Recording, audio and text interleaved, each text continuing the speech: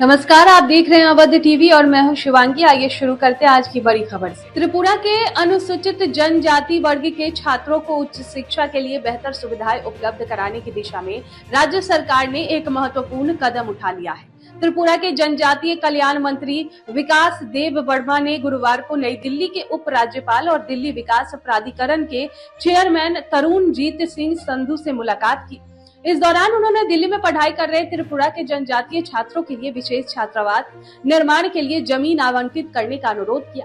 मुलाकात के दौरान मंत्री विकास देव वर्मा ने उपराज्यपाल को एक डीओ लेटर सौंपा, जिसमें एसटी छात्रों के लिए 2 अलग-अलग छात्रावासों के निर्माण की मांग की गई। प्रस्तावों के तहत दिल्ली में त्रिपुरा के जनजातीय छात्रों के लिए 100 सीटों वाला बालक छात्रावास और 100 सीटों वाला बालिका छात्रावास बनाया जाएगा।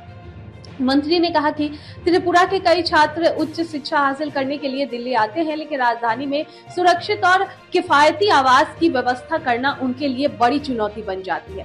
खासकर दूर दराज के इलाकों में आने वाले छात्रों को रहने की उचित सुविधा नहीं मिलने के कारण उनकी पढ़ाई प्रभावित होती है। उन्होंने कहा कि प्रस्तावित छात्रावास छात्रों को सुरक्षित, सुविधाजनक और बेहतर शैक्षणिक माहौल उपलब्ध कराएंगे। इससे छात्र बिना किसी चिंता के अपनी पढ़ाई पर ध्यान केंद्रित कर सकेंगे और उच्च शिक्षा के क्षेत्र में आगे बढ़ने के नए अवसर प्राप्त कर सकेंगे। विकास देव वर्मा ने कहा कि त्रिपुरा सरकार जनजातीय युवाओं के विकास और शिक्षा के विस्तार को लेकर पूरी तरह प्रतिबद्ध है। सरकार लगातार ऐसे प्रयास करती है जिसमें राज्य के युवाओं को बेहतर शिक्षा और रोजगार के अवसर मिल सके। उन्होंने उम्मीद जताई कि दिल्ली के उपराज्यपाल इस प्रस्ताव पर सकारात्मक विचार करेंगे और जल्द ही जमीन आवंटन की प्रक्रिया आगे बढ़ेगी।